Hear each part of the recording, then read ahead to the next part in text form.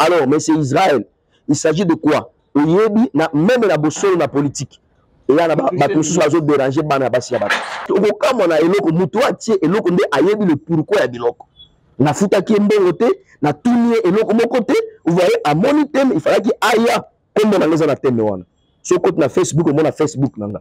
Au côté directement ko zwanga, tout là nano pasteur, tout moni comment découvrir un aventurier dans une relation amoureuse. Cela veut dire quoi? Que Israël wana pe azarape Branami c'est pas ya passer barouti ya ça mais le rappel yi muto so la politique. A corriger ngate. Aza étonné. Moi je pense qu'il avait besoin de l'explication. Il a besoin d'explication. Il s'agit de quoi? Ce qu'on a dit bien,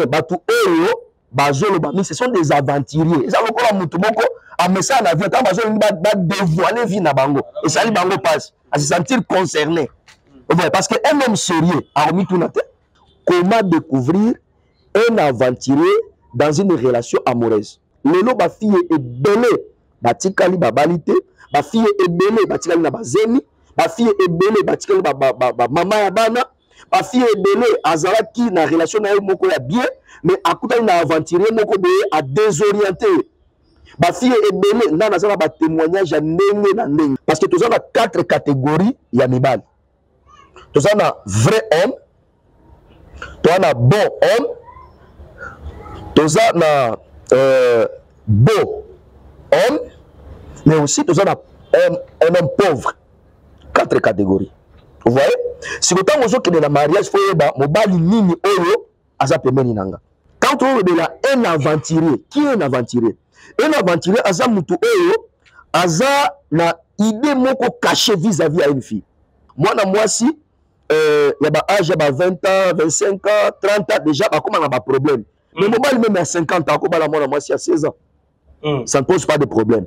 Alors, tout ça, on a le droit de protéger Bassi. Parce que bana mibali oyo azo poussa na pembeni na yo ozo yeba te objectif na ye ezani zo est-ce ba aventurer bazo bima na objectif. Il y a des hommes au balingaka basi kaka pona sexe, mais la fille au bazo linga ye azo yeba te ke mibali nini azo yawa aika pona sexe. Vous voyez un peu? Donc dans sa tête exact, il peut tromper, il peut tout dire. En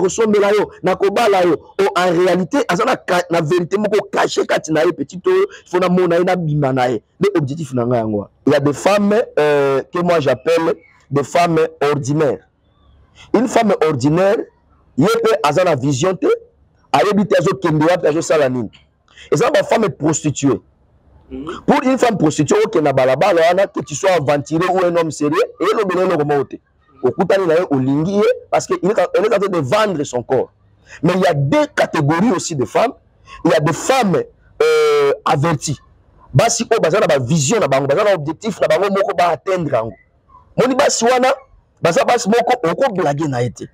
Peut-être asa solution pour sa famille, pour un homme, pour une église, pour la nation. Donc asa a besoin de mutu moko sérieux. Et le monde n'a pas construit foyer na bango. Mama, love is crazy, love is for me. Dieu, na pesibilombo te na kombo na Yesu, c'est bien moi votre frère, le pasteur Israël Nash. Je vous salue au nom de Jésus. Je suis précisément à Kinshasa, naza responsable ya Ophelina. Jésus est mon papa.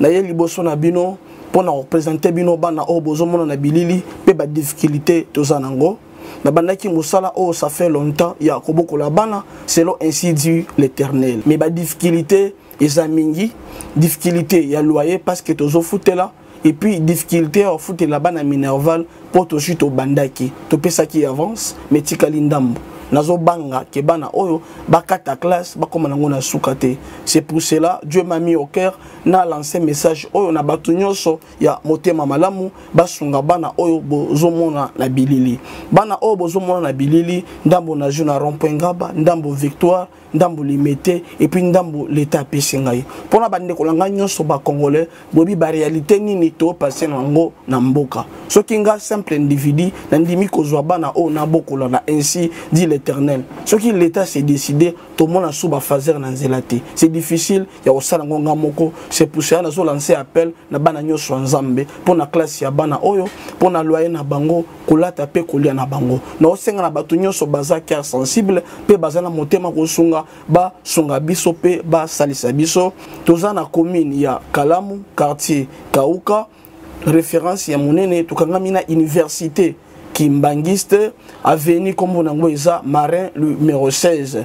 Numéro de téléphone, biso pour na bateau, balingi ba contacter biso pour na ba détail mosusu, ils a plus 243 89 72 32 229.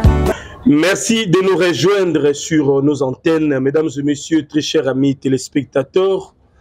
Bonjour et bonsoir, ça dépend de l'heure à laquelle vous nous captez. Je suis Jérémy Louemba, les renards du désert. Je ne suis pas seul avec mes collègues, mes confrères, donc messieurs les juges, qui est à ma droite, également Yves Pan, qui est à ma gauche. Mesdames et messieurs, nous allons co-animer cette émission avec notre invité très spécial, le pasteur Emmanuel. Alors, vous le savez très bien, à travers les réseaux sociaux, Bomonaki affiche, Bomonaki papier mozo circulé d'une église avec un pasteur et aussi avec un thème intitulé Comment découvrir un aventurier dans une relation amoureuse. Comment découvrir un aventurier dans une relation amoureuse. Alors, critiquer un mot partout, dans l'internaute, même dans la chaîne de télévision de la place. L'homme devait quand même le pouvoir de venir s'exprimer librement après sa mission contexte et à penser naïe. Véritable idée ni dans le blague makambo oyo parce que tu évité à profiter en basi bazo tout là a benga bango créer base à moraliser bango on ne sait pas toutefois yemoko a repé sa biso véritable pensée naïe. Alors sans plus tarder ndeko Yves Pan, bonjour. Bonjour ndeko Jérémy Lumba, bonjour na bandeko ngaka ndeko na biso pe monsieur le juge nous en na plateau donc voilà donc tout ça comme musala yango moni biso to pembeni ya papa pour que tout na ba question au tout zanango et puis au bandeko batindele biso pour que tout na papa. Merci beaucoup Jérémy. Voilà, monsieur le juge, mon frère, bonjour. Hein. Ah, bonjour, bonjour na bandeko ya Sagesse TV, bozali na équilibre, bozali na super promo. Nzambe yalo la pambola bino, tu es qu'à reposer la question par rapport à la rumeur circulaire qui concernant Moussa Nzambe, pasteur Samuel. Voilà, merci. Ok, voilà, je rectifie pasteur Emmanuel. Donc, vous allez dans le plateau. Alors, mesdames et messieurs, ça commence déjà. Alors, papa Emmanuel, d'abord, bonjour à vous. Hein. Bonjour, bien-aimé Jérémy. Bonne santé, bon état d'esprit. Oui, ça va, santé, par la grâce de Dieu, la Alors, tu démarrer d'abord par la prière, papa. Seigneur, merci pour l'opportunité au PSB Lissu à côté de Maliboso et Banana Koloba. Tu pamboli moment oyo, tu pamboli motu nyonso akoyo kabiso. Disposer cœur ya Banana yo, nyonso to Koloba, ezala une réponse réelle na motema na ye et aussi une bénédiction. Na pamboli ba chaîne nyonso pe batu nyonso bakolanda biso au nom de Jésus. Amen.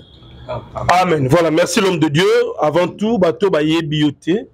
On va découvrir pour la première fois à travers nos différentes chaînes qui est pasteur Emmanuel. Aux église, aux alliés missionnaires, je ne sais pas comment. C'est présenté d'abord avant tout en avis. Voici, je l'ai vu. Oui, pasteur Emmanuel Abedi, naza pasteur église Jésus la porte. Ndemba mona kina kati ya nini ya fiche. Mais je suis aussi missionnaire parce que j'ai fait aussi la mission. Voilà, c'est ça. Alors l'église se trouve où? L'église se trouve à Ngaba pour le moment. Des Skatozali Ngaba na avenue Kito na numéro 91. Alors l'église se trouve à Ngaba. D'abord, avant tout, papa le Ngaba est mal répété comme le roi terrain makioniste. L'église Ngaba, pasteur, ancien magicien, ancien catcheur, ancien miibi, bango basal l'église Ngaba na habité. Tu descends à l'aise qu'on œuvre dans Ngaba kuna? Ce qui est dans 1 Timothée chapitre 1 verset 16, Christ dit ceci: je suis venu sur la terre pour sauver les pécheurs. Alors l'église objectif nango eza kozala na gombete na ma campagne té limité. L'église ezo viser les pécheurs.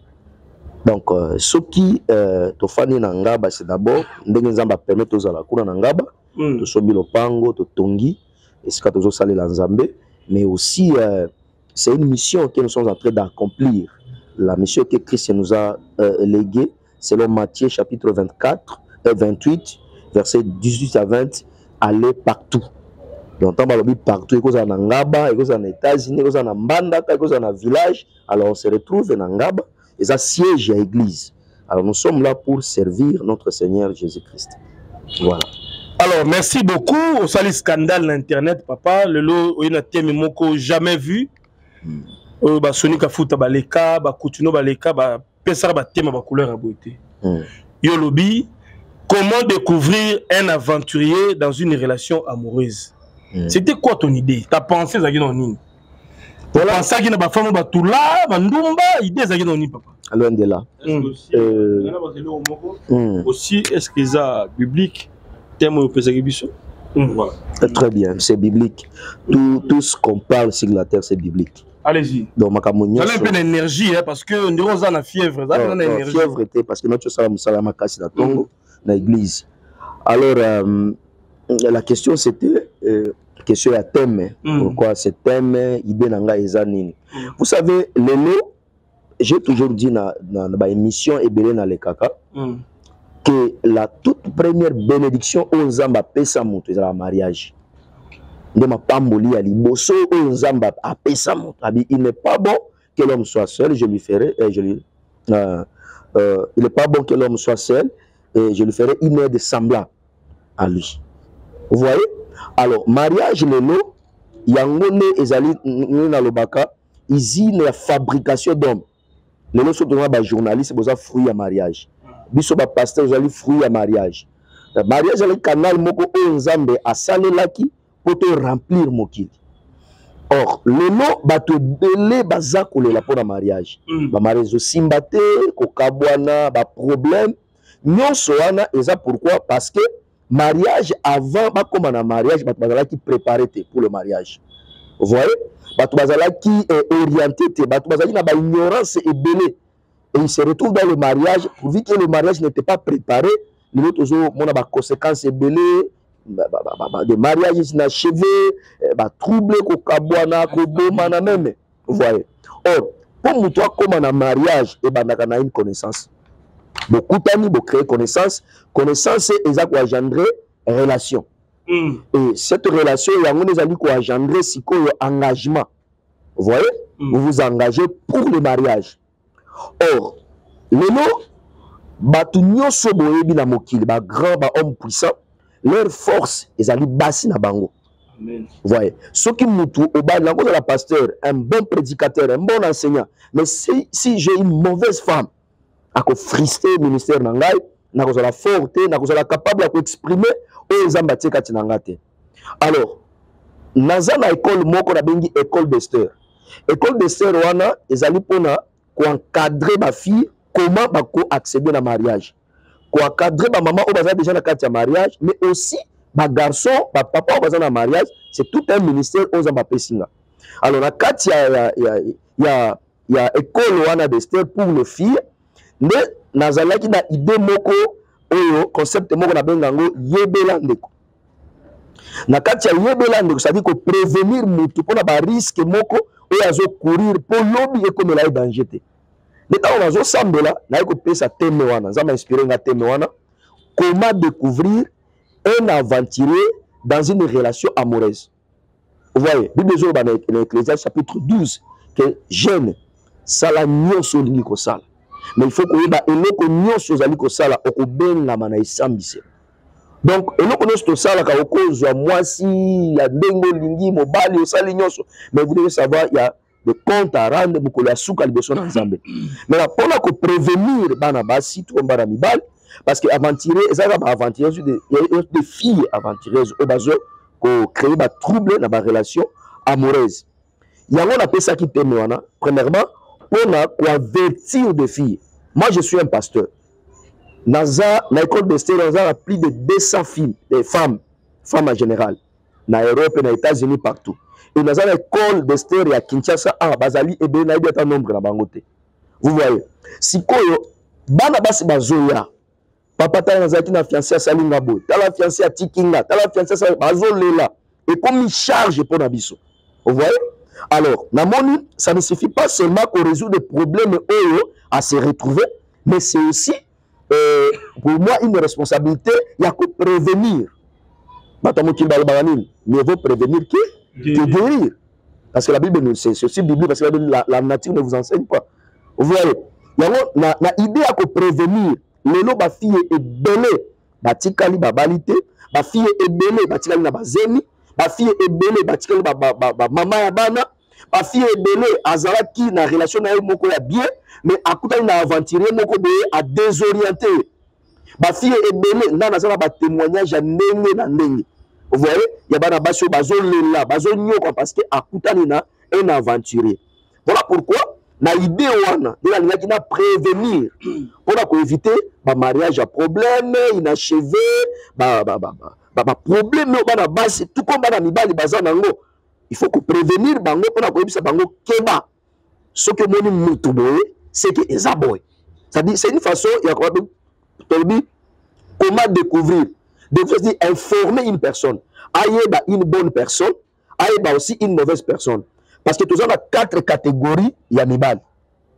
Tous on a vrai homme, tous on a bon homme, tous on a beau homme, mais aussi tous on a un homme pauvre. 4 catégories.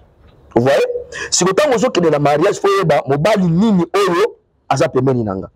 Vous voyez? Et on a 4 catégories dans le but, un vrai homme, un bon homme, un beau homme et un homme pauvre.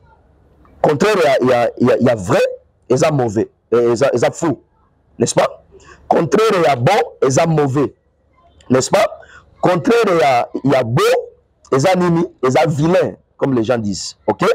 Et contraire, il y a n'est-ce pas, il y a pauvre et ça riche.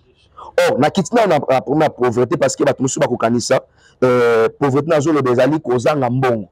Un homme pauvre aza mutu aza sans vision, qui ne veut pas apprendre, étudier, il n'a pas de projet, il n'est pas éduqué, il n'est pas instruit, il est incompréhensible. Cet homme-là, c'est un homme pauvre. Donc azala kitoko, azala nengenini, c'est-à-dire il est sans avenir. Donc, moi, mutu moko tene bozali wana ba journaliste, mutu moko tagolinga, moi na nae abala mobali moko, atanga te, assemble la kate, azala kana projet moko te, donc na mutu na aza éduqué te, aza na compréhension te, donc une personne, donc sans l'existence na aye biango te. Vous voyez? Mutu moko te tagolinga na vie na ye, abala mobali parce qu'il est beau, parce qu'il y a des hommes à quoi apparaître. Quand on est beau, ils ont apparence extérieure. Omonier et longi. Par rapport à ma critère, à Banabasi. Et longi kitoko, moulaï, moukousse, pembe, mouné, selon ma critère naïe. À cause de ma critère wana. Mais ce n'est pas un vrai et un bon. Or, pour que Moutou a tombé dans la erreur, il faut trouver un vrai homme, à trouver un homme bon, à trouver un homme aussi riche à combiner Nyosoan. C'est ça un homme qui peut épouser une femme. Parce que il y a des hommes, par exemple, il peut être, n'est-ce pas, beau, il peut être bon aussi. Mais quand on est là, un aventurier, qui est un aventurier? Un aventurier, Aza Moutou Oyo, Aza na idée moko cachée vis-à-vis à une fille. Vous voyez? Parce que quand tu aimes une fille, tu as le bango na école d'Esther, que bana basi déjà na ba âge à 25 ans, 24 ans, on a droit à erreur de susciter. Parce que au Kende, on a déjà. Il faut maintenant qu'on planifie vie na yo, qu'on soit ba grande décision à vie na yo, qu'on y que na nazali qu'on s'engage na yo parce que moi si il y a ba âge à 20 ans, 25 ans, 30 ans déjà, bah comment on a pas problème. Mais moi même à 50 ans, comme moi si à 16 ans. Ça ne pose pas de problème. Alors, tous on a droit à protéger Bassi. Parce que, les gens mibali oyo azo pousse na pembeni na yo, ozo yebate objectif na yo ezami. Ozo est-ce que ba aventurer bazo bima. Na objectif. Il y a des hommes au balingaka Bassi kaka pona sexe. Mais la fille au bazo lingae, azo bateke mobali nenya azo yawa aika pour na sexe. Vous voyez un peu. Donc dans sa tête, exact, il peut tromper, il peut tout dire. Na ressemble là yo, na kobala yo. En réalité, azana na vérité moko caché katina ye petit to, il faut na mona na bima na ye. Les objectifs na nga yango. Il y a des hommes au balaka bana ya bato. Ya basi parce que moi on a na renommée. Aza journaliste, aza serviteur, aza na domaine moko azali ko exceller. Aya kaka a bénéficier na oranga ye, aye bana nzela na ye. Mais en réalité, alingi mona mwasi wana te.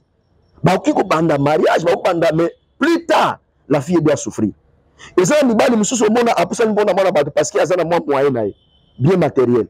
A ma voiture na ye, mwa ndaku na ye, na motema na ye azalaka na mwasi moko oyo akana kabi oyo ne mwasi na kobala. Mais pour ça, on a besoin de tout cas. Pour ça, instable financièrement. Na kangama na mona mwasi oyo na zuwa ba moyen. Et ça na bana mibali mususu à cause là, azana besoin à sala yo mabe. Frère Jérémy to le juge to de konanga nani Yves. Alors bon, pour na zuwa Yves na sala nini. Il faut na luka fille moko za ka pembeni na lingaye pour à travers fille na ko ba information nyonso ya Yves pour na détruire. Ozomon bazo poussa. Donc ba raison eza ebele. Mais avec un aventurier à ko révéler idée na été. Oh, tant bazo cacher idée wana yenda yebi yango. Oh, tant bazo vivre déjà azo préparer déception à mon amour. Vous voyez à la longue. Ba question est belé pour alors, Didier, Papa Emmanuel, ça la bande de la bisolelo. Si je oyo au PC bisolelo, c'est complexe. Alors, témoin plutôt, ils ont complexe ma cache, ils allaient comment découvrir l'aventurier dans une relation amoureuse. Donc au PCP ba référence biblique. Moi qu'on a il s'appelle Bandego Bata la biso, ba qui n'a pas référence biblique et puis to zone sous moi ciment, to mekako décortiquer les sous ma comme sous to moi. Donc appuyer ma référence Ecclésiaste, n'a pas verset Ecclésiaste 12 verset 1 à Ecclésiaste chapitre 12 verset 1 à 3. Sogotangi na Romain chapitre 12 verset 1 à 4. Ne vous conformez pas au siècle présent, mais soyez renouvelés par le renouvellement de l'intelligence. Vous voyez? Donc, ils en ont tout parce que ils en ont 4 catégories à base. Il y a des femmes que moi j'appelle des femmes ordinaires. Une femme ordinaire, il peut avoir la vision, elle habite à Salanine. Et ça, ma femme est prostituée. Pour une femme prostituée, que tu sois aventurier ou un homme sérieux, et le bénéfice parce qu'elle est en train de vendre son corps. Mais il y a 2 catégories aussi de femmes. Il y a des femmes averties. Basi o bazana ba vision na bango, bazana objectif na bango moko ba atteindre yango. Moni basi wana, baza basi moko oko blaguer na été. Peut-être aza solution pour sa famille, pour un homme, pour une église, pour la nation. Donc aza a besoin de mutu moko sérieux et longo na ba construire foyer na bango. Mais par erreur, aokuta na aventurier, aye a désorienter vie na ye, a frister vision na ye na projet na ye. Peut-être, vous savez, mutu moko na mokili kaka Eva wana azalaki canal ya malédiction pe ya destruction pour le monde. Mais ceci une femme Marie na nzela na ye et nous avons reçu Jésus et nous sommes sauvés. C'est-à-dire moi si moko kaka oyo aza concentré à yebi qui il est, qui elle est na nini azali ko sala, elle peut aider toute une nation. Esther a aidé famille na ye parce qu'il y a quoi qui passe ya malam, elle a été une solution. Mais il y a une femme, elle peut être une solution pour toi, pour notre média, pour notre politique, pour notre église. Alors nous avons le devoir, il y a que protéger Bango. Pour protéger Bango, la connaissance. La Bible nous dit, mon peuple est détruit faute de connaissance. Parce que ceux qui m'ont amassé à bien aventurer, il peut se donner, corps, âme et esprit. Et en se donnant, il peut passer son temps inutilement et il peut regretter à la longue. Alors, Pasteur Emmanuel, c'est vrai, quelque chose à moi est belé parce que tout le monde va comprendre. Mais le thème est pesé belé. Il y a comment découvrir un aventurier. Aux victimes, Magamboyo, n'habite des formations, aux sexologues, au Tangela Mamantali Bassi, Mibali, Pas du tout. Chaque serviteur de Dieu, parce que dans la il peut commenter, inspiration ici, maté ici, et tout ça. Obi, dans le bas d'émission, dans le sous et le Congo, il y a trois choses: l'ignorance, égoïsme et inconscience. Comment quelqu'un peut se permettre de le je pense que c'est important, ce que mon et que ça la maîtrise était soit que vers Moutouana tout naïe à expliquer yo makam. Ozomon. Mais yo mon ka makambo o yebite azoloba. Idée na ezanine, objectif na ezanine, mais forme la forme thème ngonde papa. Voilà. Comment découvrir un aventurier dans une relation? Écoute-moi. Et pour la ilanga tonini. Par rapport à la saison même sous. Yo kana répondre aussi comme. On a le problème ezanine. Na makambo nyonso esalemaka na se ya moi mutu nyonso asalaka makambo ezala mpona koatteindre but moko tout aza na objectif moko il faut atteindre yango na vie na ye ozomona et même les aventuriers basalaka yango mpona koaccomplir aventure na bango ndenge bazali wana. Alors tant topesi teme wana, moi je suis un prédicateur, je suis un enseignant de la parole. Bato ebele na Kinshasa na ba grandes églises bainvitaka ngai na libanda ya mboka, ezala na Asie, ezala na Europe, ezala wap na l'église minene partout dans le monde, ba photo yango na boti yango bato batala yango. Donc je ne peux pas manquer. Je suis un pasteur dans une église connue. J'ai un ministère qui s'appelle Mission évangélique la compassion des âmes, où je travaille en collaboration avec toutes les églises. Je donne les enseignements sur la stabilité et la croissance de l'église. Donc je ne peux pas manquer un enseignement à donner. Oyebi objectif de l'église, c'est le salut des âmes. Est-ce que Oyebi est-ce que tu as besoin de kota lola parce que tu as mobali aventuré? Hein? Bibali ebele bakoza okota lola po asalini akona mwasi moko aza moins sérieuse. Azanga lola. Et bato ebele soki na cimetière ko bato ebele bakufa, babela maboma, bazo souffrir ba gastrite, ba tension. Pourquoi? Parce que akutani na mutu moko ya mabe na vie na ye. Ozomona. Sikoyo thème wana eza par rapport à quoi? Pourvu que c'est un problème réel au bato bazo kutana nango, na lingaki na kita na niveau ya bato. C'est un moyen pour moi d'attirer attention à bato. Mais objectif nanga ezali que na lobela pour parler. Mais objectif nanga ezali que bato ne ba utiko lobela na internet ba pesanga attention na bango pourvu que na bimisa siko eloko oyo ezala kati ya motema nanga. Oh tout le monde est na télévision on a biso sango mokonzi na bosolo na politique pe ba exposer ki thème na yo. Comment découvrir un aventurier dans une relation amoureuse? Comment comment est-ce que bato ba critiquer yo na bo solo na ba page partout donc n'habiter au sol ne resali la honte. Non ce n'est pas des hommes de Dieu sont allés les gars na TV wana voilà eza mutu nyonso ne otoloba eloko bo mambo na biso c'est l'ignorance okolobela eloko yo yebite vous voyez ce qu'on moni thème c'est-à-dire c'est l'ensemble des idées ozomona oyo batie esika moko. Alors, et c'est le mouton a pesité, mais à décortiquer, à expliquer, bino, le pourquoi il y a thème naïe. Mais au cours de la mgara, bimbalamoko, n'ambo abison, n'ana kamo, mon mouton, tel, et ça le kolanga. Moi, je suis un pasteur, prédicateur et enseignant de la parole de Dieu. Na koko ta makambo médiaté, na domaine na bino, na ko pesa, tala, sa be salibo, sans que nazala, na connaissance moko sur la chose. Sans que na obenga mukolo l'initiative. Tout na mutuana. Ndala na kimbe kona biso Israël par exemple. Israël Azuango a posé question na il y a des thèmes ya lokwa ko tchola boy. Alors biloko bongo. Na tchola ndai na ba média azolo ba que non voilà na invitaka ba musicien te il a cité de grands musiciens stars ya mboka na biso o ba kende pa na ye babenga kaye bani baluka kaye. Mais thème na ngai ye azu yango ngana pesa ki mbongo te na yebisi atia yango te na kati ya réseaux sociaux mais ye azu yango atia atuni ngate il faut que atuna ngana expliquer parce que oko kama na eloko mutu atie eloko nde ayebi le pourquoi ya biloko na futa ki mbongo te na tuni eloko moko te vous voyez à moni thème il fallait ki aya comme na ngeza na thème wana so côté na Facebook au na Facebook nanga okota directement ko zwanga. Tout le pasteur, comment découvrir un aventurier dans une relation amoureuse. Cela veut dire quoi? Expliquer, pour comprendre. est-ce que l'on a posé bon heureusement ma question ezalaka pour la bien ezalaki moi thème moko étonnant oyo bato pour la première fois ba découvrir makambo boye est-ce que au consultaki vraiment Nzambe pour ko ya nango opesa bato batala pe ba mona tellement Nzambe apesi est-ce que ezalaki penza conviction Nzambe na ba saïvi pas est-ce que tant otier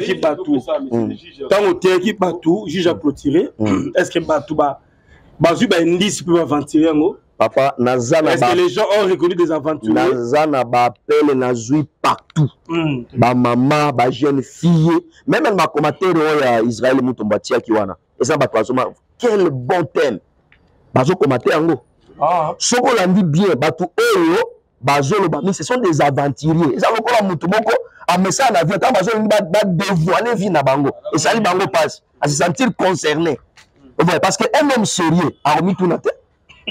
Un avantage c'est qu'il s'est menté, un avantage c'est mutu za deux faces. Ozomona. Donc aza clarté, aza sincère dans ça, on la aventure, on la blague. Oh, tant on la blague na moi na moi si abat. Papa na ya botier a bokoli a tangisie classe, a komi mutu pour lobi pe azala capable ya kusunga ba parents na yozo sana. Ozala moi sinon na ndako sali aventure na mwana bato. Ozomona, ozala fiancé na yo oyebi ke yendo ko bala ye. Mais si ko yozo ko sala aventure, combien de filles nazana ba message ebele, j'ai même un musulman a béni la bi pasteur, ngai naza chrétienté. Je suis un musulman, on peut savoir le message atinelinga. Alobi mettez mais na yo ali très important parce que bana basi bazako souffrir là naza abona na mona mwasi nanga mutu moko un politicien. Attends quoi politicien moko bo asali ba aventure na mona nanga est-ce que consultaki Nzambe pour ba dégâts déjà na thème wana et sali penza mo mabe donc ba dégâts sali na thème wana na réseaux sociaux est-ce que Nzambe c'est que magamba boy gozala dégâts nini sali par exemple dégâts par exemple na ba TV balobe non et sali dégâts te donc tu le eza ba ignorant mon frère mutu azali ignorant encore le makambo o ayebi te même que Israël wana pe azaka pe branami c'est pas ya passer barouti ça mais le rappel yi mutu so la politique ouais mais ça fait quoi ouais ça fait quoi maintenant parce qu'il pas corriger non à corriger ngate aza étonné moi je pense qu'il avait besoin de l'explication il a besoin d'explication ayeba il s'agit de quoi alors mais c'est Israël il s'agit de quoi oyebi na même la bosolo na politique et là ba tous les autres déranger bana basi ya bato ba aventure merci beaucoup aventure bana bosolo partout dans le monde entier bazali même la église là na zalaka équilibre il n'a pas dit tozonga kana même parce que tout a été déjà dit l'homme était clair quelque chose là qui il faut te réfléchir parce que makambo bolingo ça c'est pas question scientifique mais quand on peut répondre à biso est-ce que aux autres pensaient kozala quoi conclure relation ton mariage et c'est deux choses couverture spirituelle l'accomplissement, il y a bien matériel. Ouais. Mais dans le deux, qu'est-ce qui est si important? C'est la première question. Si réellement, il faut balana, accomplissement, il faut banana nous à niveau ni. Le mariage, d'abord, c'est quelque chose qui est spirituel. Ok? Pour vivre qui est spirituel, il faut, la première des choses, celui qui sera marié doit être préparé pour le mariage. Dans la zone de la préparation, c'est d'abord l'éducation de base. Ba parents na ba éduquer parce que moi si par exemple moi si tango abotami déjà tango azoko ba la kisaye ndenge ba sukula ba sani ndenge ba lamba kana ba kisaka mbeto biloko noso na ndako ba parents na ye bazo préparer déjà tango kota mariage asala yango malamu na ndako na ye vous voyez toke na église Jésus ce qu'on relève pour na orienter parce que moi si tango azo leka mibali ba koya ebele il faut maintenant moi si à découvrir qui est le vrai homme de sa vie. Parce que dans la kaboye, je crois que c'est dans basi to bali. Mais si koyo na ndenge bozali wana. Il faut oyeba est-ce que moi si oza na zanango parce que ça va te donner bala mariage moko qui n'est pas un vrai mariage. Un vrai mariage ezali moi si oyo Nzambe asala pona, c'est-à-dire quoi? Tant que Nzambe azaki na besoin appeler ça Eva nani moi si aye ko tirer compte na ye. A fabriquer moi si ndé amener lié. Donc moi si ndé appelle ça qui Eve. Nani Adam Nzambe ndé appelle ça qui Adam moi si. Cela veut dire quoi? Tant baza ko retirer mukuwa awa. Et retirer la poste non. Si pote retirer, ceux qui ne doivent pas retirer mukuwa, pote retirer la awa.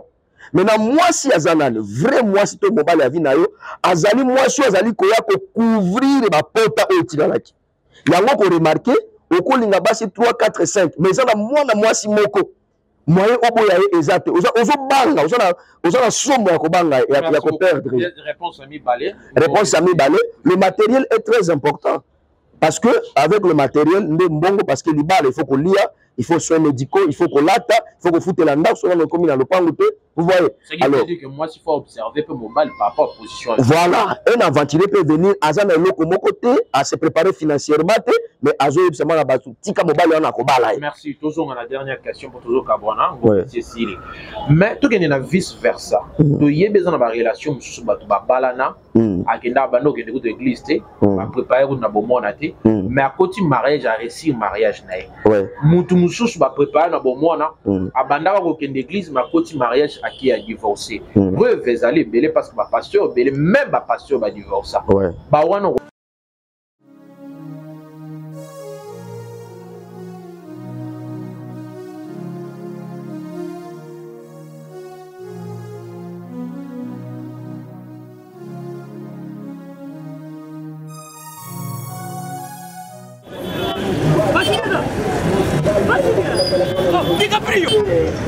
ça va? Benny, ouais, ça va? Naye na Nigeria wanaza na Saint-Thérèse bapesi na adresse ya agence oil ya fait oui allez retour oui donc elle a besoin oui ah tika supposé la Saint-Thérèse les seuls elle lui dit comme ça oui.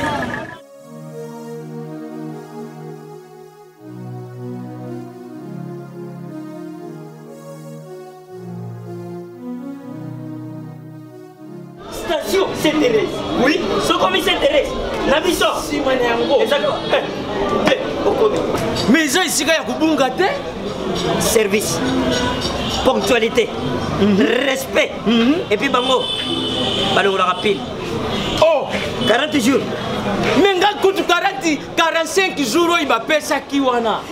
Et puis quand il était mbalamo kwa beningai. Azamundeni? Non. Yes, du service. Pour ce monde. Mais ma canicide. Bonjour.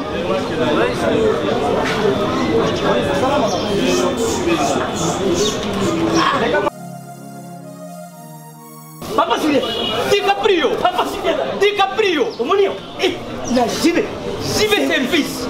Et puis il y a José Baïla. Il y a José Baïla. Ah, motomoui de l'Omaïremo. Il y a Mundede. Attention, ton ganayo. Moutego le guaté, on va se trouver au biba. Il y a un gros JB service. Et Zakaka, on a dit ça. Oh, Angola, Brazzaville, Tozuket, Kalamingité, Mokili Mabimba. Ah, une autre. Donc, à longo de Bissopil, il y a ma cambo et ça qui 40 jours, mais au moins la contenir ça dit 6 mois. Papa Sylvia, il y a mis ça dans ma voisine. Oh, bah ça va me avec la photo. Place, il y a série, il y a côté Bilo. Et ça, il y a José Baïla. Cyberservice. Et ça, vous mettez avant toujours. Frappe finale, frappe finale retour. T'inquiète. Ah ouais. Préparation. Et n'a évoqué ma camarade, ça dit pour la orientation. Non, on a répondre. Il y a répondre. Et nous connaissons dans le baki, bato basala pour atteindre l'objectif moko. Dès le départ, essayer de bato boyer bana. Ozo bala nani, mais on va aventurer. Parce qu'il y a des gens qui se voilent face. Parce qu'il y a face moko cachée. Et il y a lingi, et ça y a un oiseau le belate. Pour eux, il y a ça, les a yangote. Aïe, na liba, ozo amona moi si. Aïe pas mobile poison en bongo, mais lingi était sincèrement. Ozo mon. Aïe parce qu'il y a des journalistes moko aïe bani. Mais tant que l'autre est l'ingaki et que Zala a kokima mobile wana à quelle place mususu. Parce qu'il n'était pas, elle n'était pas venue pour le mariage, avec qui pour la bien matériel. Vous pensez que ma cambo poni au lokio et vous avez réponse ma question aussi la raté. Oui. Normalement, c'est ce que je veux aussi pour le bas, na côté en profondeur, na aider batu ba yeba. Parce que tant que nous s'engager dans marée faut yeba, na zo ba la nani. Ba mususu ba yeba ka ba zo ba la nani, mais lelo parce que tu vas nul.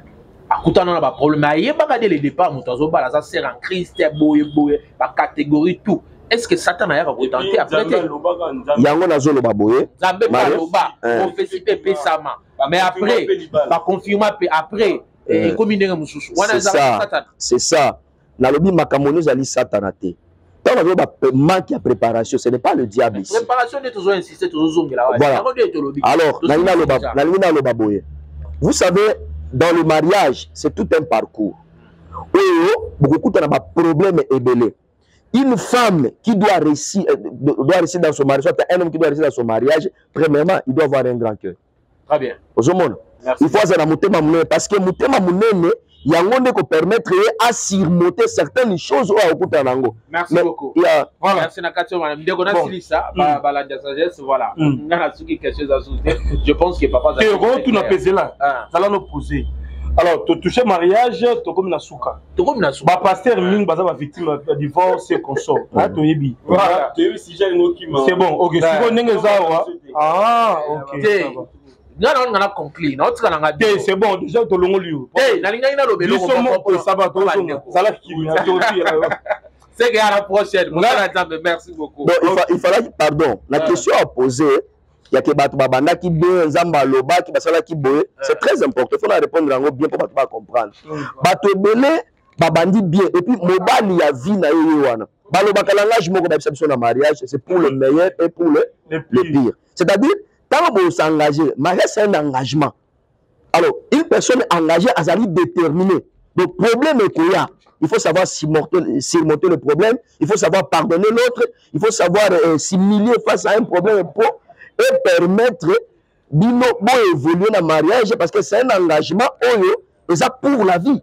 Mais bah te belé bah aussi parce que monter ma moto ayokaki amonaki boye balobaki boye voilà a joué ma décision beaucoup précoce à que bon merci parce que vous avez tellement bah idée belé aux gens bah penser belé ça fait plaisir mais tout n'a quand même que tout n'est pas mabété ouais toujours quand il y a libala où ils ont bah pasteur belé bah divorcer qui chasse au yebi mais les balles où ils n'ont pas internet qui mingia parce que Mike Kalamba na pénible. Ouais. Le pasteur Mike Kalamba étant qui serviteur de Dieu a pris distance. Sa femme aussi l'a fait pareil. Moi qui m'y cotanango. Ouais. Mais la femme est revenue à reposter sur ma compte Instagram, Facebook. Azong si combat Kalamba. 4. Batubalobi cette fois-ci ton compte makambo te mais bolingo zana motema moi si azo prouver ka ba signe d'amour et tout ouais. Quand tu vois ça Penel Mike Kalamba il faut pas que c'est nini oh je sais pas l'homme de Dieu le gars azo bête la biso c'est vraiment un sujet conseiller pas pasteur conseiller pas pasteur et puis encore par rapport à thème na yo éviter comment que ça wapi na bolingo oyo l'homme de Dieu azo sala sa femme Penel ceux qui vraiment thème na yo ils a pris modèle pour la vie. Mariage est belé et débit pour la motema ya patience et ya pardon et ya compréhension. Vous voyez, je ne peux pas me permettre que nous aventure na foyer à bateau na couple à bateau. Ça, c'est un mariage, c'est un serviteur de Dieu que je respecte et la fille aussi je la respecte malgré tout ce que nous avons vu connu. Mais à moi si jusque là on a monaté va présenter ce divorce je crois. La biso bido bo monango.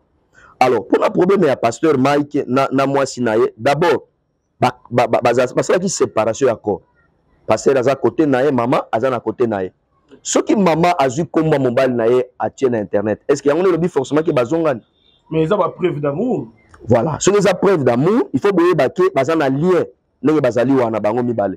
Ozomona baboti bana, Bible biso bato mibale basangal ba okoma mutu moko, baboti bana. Donc, pour la bango relation la bango c'est pour la vie. Parce que ça déjà la bana au baïnir bango. Mais tout ce qui attend à temps pour toi bana avenir. Vous voyez? Est-ce que balingani, les sous, est-ce que bazongani, to bazongani te. Mais à partir de quoi juger bango. Mais quand pour moi si a commis comme ça papa bana nae, à cause ça c'est normal, muto ko empêcher azate parce que bazana bana wana ba Shaddai banani baloba maman na biso Peniel, papa na biso Mike. Donc ekotika la bongo ti mo ki le kosuka. Vous voyez, nazo mona aventure na kati wana te kozwa kombo ya muto akomi. Vous voyez, et à se prononcer que voilà na zongeli mobali nanga. Eza décision ya bango mibale. Vous voyez, et puis accord ya le ce qui bazonga ça dit la Bible dit le pardon c'est une force qui libère. Yango toloba ki ba mariage est belé parce que manque ya pardon, grand cœur et compréhension parce que tout peut arriver dans un mariage. Voilà. Juste un petit conseil, na bandeko pe ba tota la biso pa zulu pa va divorcer. Na ba ope ba divorcer qui à peine. Juste un petit conseil na bango, na ba ope zo couple na bango makamoko ya moi ma fille na kati ya foyer. Conseil na bandeko wana et puis tu veux juste pour 5 minutes au sunga bandeko yo. Par exemple ba relation amoureuse là donc papa fiancé. Mon frère na bisibino nga na ba prédication na ba enseignement nango j'ai été toujours contre ya divorce. Nakoki jamais qu'on dit ma divorce na vie nanga. Bon moi ça tricher papa. Voilà, kasi moi c'est à tricher le pardon. Bible recommande biso toko limbisa. Ozomona parce que divorce ezana ba conséquences graves. Bato bele ba si ça ba classe na bango tele pona papa na maman ba divorce. Bato bele ba koma lelo la vie à désordre parce que papa na maman ba divorce. Bato bele lelo ba kutana ba choc makambo bele musu akufa avant. Musu ba koma ba ndoki ba laisse bango kino parce que papa na maman bazalaki lisusu ensemble te bakabwani. Moi je crois tango lingi mwasi esengeli olinga ye. Et la Bible nous dit dans 1 Corinthiens chapitre 13, l'amour accepte tout, supporte tout, excuse tout. Tango s'engager na libala na mutu, ondimi ko bala ye liboso ya nzambe liboso ya batu, il faut qu'on assume certaines choses et kokoma. Vous voyez? Et ça dit qu'on assume parce que ceux qui bokabwane soit otikali bongo sanke obala vie na yo mobimba. Vous voyez? Mais ceux qui olingi mwasi kolinga mutu ezali kitoko te, kolinga mwasi ezali sexe te, kolinga mwasi to mobile ezali mbongo te, kolinga mutu ezali nde ko supporter mutu na ba erreur na ye, na ba faiblesse na ye, na ba défaut na ye, na ba moment na ye difficile ya vie. C'est ça l'amour. Parce qu'il y a des gens en kolinga parce que les gens mbongo, en kolinga parce que les gens oyeba les gens na succès. Mais na ba moment difficile ne ba yebaka. Christ lui-même nous a aimés tel que nous sommes. Yango na ko conseiller et ça ba divorcer ou peut ba divorcer ezali important na vie ya mutu. Donc divorcer ezali ko la poison. Donc retarder à la longue et comme ba difficulté ba problème bana tango kabwani na mwasi na yo mwasi akende ko bala mwasi mobali mususu. Est-ce que bana so ba ke kuna papa wana akolinga bana na yo lokola yo moko linga est-ce que vision ozaki na ko pona bana na yo ba ke pambana na yo. Et que la vision, est-ce que amour, affection, vrai ou une véritable affection? Est-ce que vous avez la kuna? Voilà pourquoi il faut avoir un grand cœur. Bien aimé, tu peux pardonner ta femme si tu l'aimes réellement. Parce que quelque part, infidèle, mais quelque part, il faut savoir que je pose défaut, moi faiblesse, moi erreur, moi. Et la Bible nous dit, si vous ne pardonnez pas, les gens qui vous sont offensés. Moi, Dieu, ne plus d'accord. Donc nous sommes appelés à Kolimbisana. Olingo divorcé. Otika bana onanan.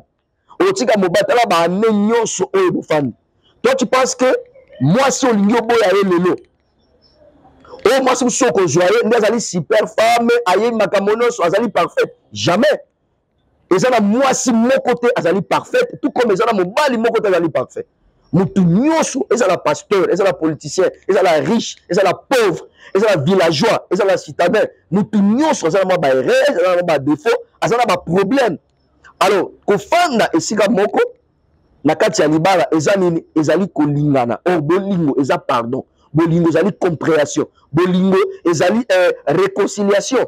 Donc c'est ce que nous devons faire pour la construire pour ne pas que tout tomber dans des conséquences graves aux alentours de divorce dans la vie à battre. Moi, je pense, peut-être que vous avez un problème comme la décision.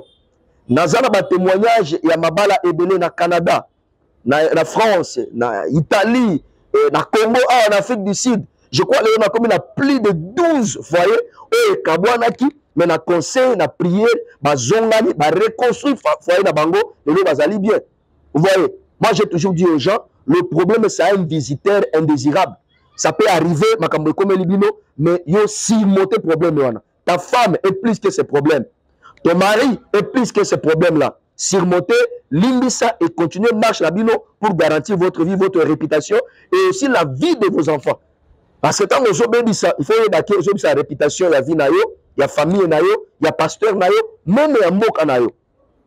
Voilà. Alors, pour ce qui concerne les aventuriers, mon frère, on a dit très bien ça l'aventure na bana ya bat. Il faut arrêter. Il faut arrêter parce que yo ko bota bana, ko linga ba c'est l'aventure na mona nayo. On se pelaté. Ma soeur, au sein de aventure dans mobile, il se dispose, il donne son argent, son temps, il fait tout. Mais au sein de aventure, aux anaïs, ok, il y a place, est-ce que yo ko linga basala, Bible lobby, o lingi basala yote, ko sala pe moningate. Donc soyons sérieux, soyons des vrais. Vous voyez, na ba âge mususu, vous savez, ils ont ba âge moko mais la jugement, na vie abat.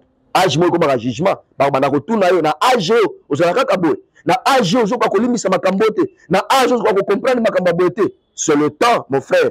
Et toi ma soeur, vous avez un avenir meilleur, vous avez un objectif na yo, vous avez une promesse ensemble que se laisser apporter dans mobali moko oyo ou ko le la lobité. Il faut avoir la patience, il faut avoir la maîtrise, il faut prier Dieu pour okuya dans mobali ya mabete. Tout comme mes frères, il faut avoir prudent. Moi c'était kaka pona kitoko, kaka pona taille. Mais il faut qu'on se rassure que cette femme a digne à cause de la maman et la nayo au beaucoup fondé foyer nabino et que vous soyez une bénédiction pour l'humanité. Que Dieu vous bénisse. Moutounio soit vous en avez besoin azwa message sur la profondeur au kobenga na ba numéro na ngazawana mais je na ko dicter plus 243 89 85 039 66 plus 243 89 85 039 66 toko sambela s'il s'agit de sambela toko conseiller s'il s'agit de conseiller et puis toko pesa ba orientation pour vite que au tomber na ba erreur te et je donnerai ce conseil na communauté la biso congolaise bon ça la apprécier te ko loba eloko oyo yebité vous voyez avant le bela eloko o approcher muto oyo exposer eloko oyo ba idée na je pense que vous allez une personne sérieuse. Que le Seigneur vous bénisse au nom de Jésus-Christ. Merci.